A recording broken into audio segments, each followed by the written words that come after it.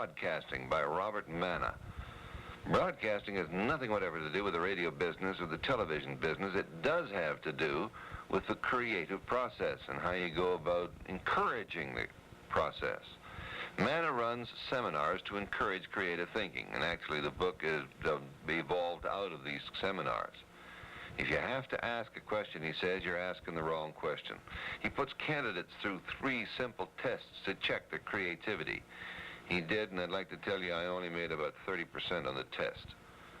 And the more disciplined your way of making a living, says Robert Manna, the more likely you are to be uncreative in your thinking. It comes from schooling, I guess. If you look at what our system of education is primarily doing, is taking the events that society has determined essential and it transfers them through the teacher to the student.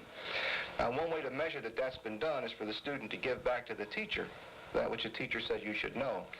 So our system rewards you more for the ability to recall information than it does to discover new processes of information. In other words, it's safer to do something a little bit better that's already been established as correct than it is to have an abrupt departure.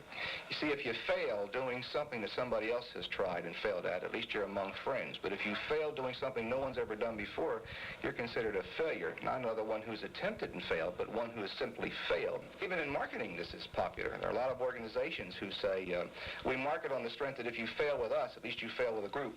So you're not... Schools seem to weed out the creative thinker, like Edison or Samuel Colt. I like to use Sam Colt because recently I spoke to some school teachers and I said, let's look at the history of famous inventors that we teach in our school systems, and let's look at their early childhood education. Edison was thrown out of school because his teacher said he asked too many questions. Sam Colt's father sent him to Amherst because none of the public schools could handle him, and in order to get out of Amherst, he set it on fire and burned it down so they'd throw him out.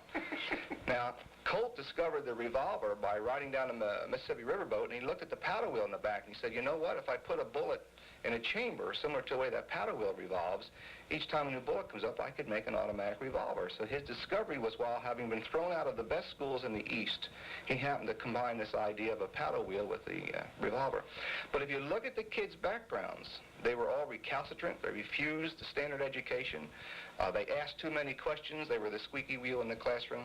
Not to imply that our schools are malicious or harmful, but these kind of people... They're stupid. Well, no, I don't want to say they're stupid either, because Let me say that they're stupid.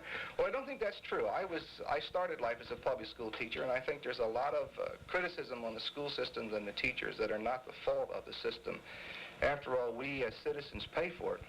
And I think someone else said about democracy, you know, we demand exactly what we get. I think that's true of our public school systems. We've paid too little attention to them as, if you wish, institutions for creating creativity or instilling creativity or, in fact, good student leadership. We're going to talk tomorrow again with Robert Manna. And tomorrow we're going to talk on ways to get rid of your boss creatively. And if you'd like this book on broadcasting, it's going to cost you a little bit. Simply write to me, care of this station, KRLD, and I'll pass the requests along. I'm Alex Burton, KRLD News. Yesterday, in this same time, we met Robert Manna, who has written a novel-like book that explains his feelings on the subject of creativity. And yesterday, we heard Manna say that schools do not encourage creativity on the part of students.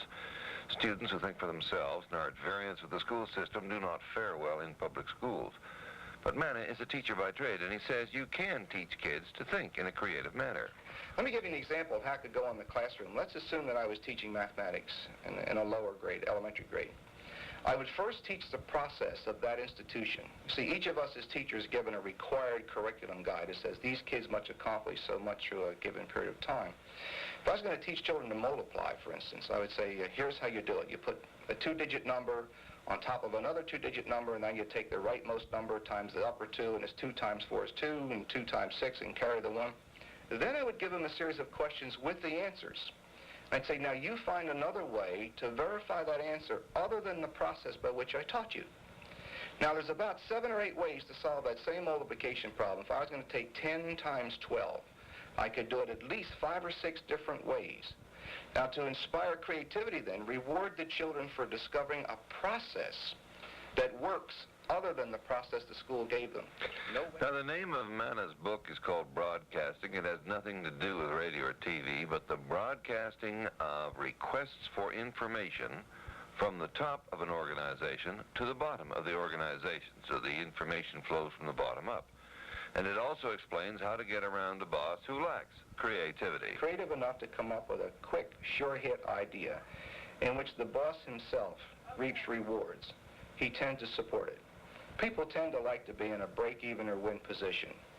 So you don't go in and challenge the guy and say everything you're doing is wrong. What you do is you go in and give him perhaps a better solution or a solution in less time, which is going to please him. Inspiring creativity in unimaginative people, of course, is a very, very difficult thing to do. The question is, how do you make him accept these things? And the way you do it is to show him that it benefits him and not challenges him. Where most of us who are trying new things get into trouble is we challenge the authority rather than show how it's going to benefit from this new idea. You can't whip them, join them? In part, but you don't join them in the sense that you agree to what they're doing. What you do is do what they're doing until you turn it. I always say that it's better to have someone want to do what you want him to do rather than tell him to do what you want him to do. And if you're creative, you can have this done. We've had a saying, some guys I live with in industry said, there's only three things you can do with your boss. You can promote him, or you can quit and go somewhere else, or you can kill him. And one of those is not common. So when you're faced with that frustration, you either promote him out of the way or you quit and go somewhere else. Given that you don't have the economic freedom to move, which most of us don't, then that's part of the thing you have to do. That's part of the challenge. You know, the canons of art are to have considerably fewer opportunities and still achieve great works. And to me, it's always been a challenge that if I had an unimaginative boss, not necessarily to make him imaginative, but make him a winner through my imagination, by which he either gets promoted or he accepts my ways. Now, if you'd be interested in the book, I have to tell you, it'll going to cost you $4.50, and it's not available in bookstores. You might just want to drop me a line about it, and I'll send your questions about it on to the author. I'm Alex Burton, KRLD News.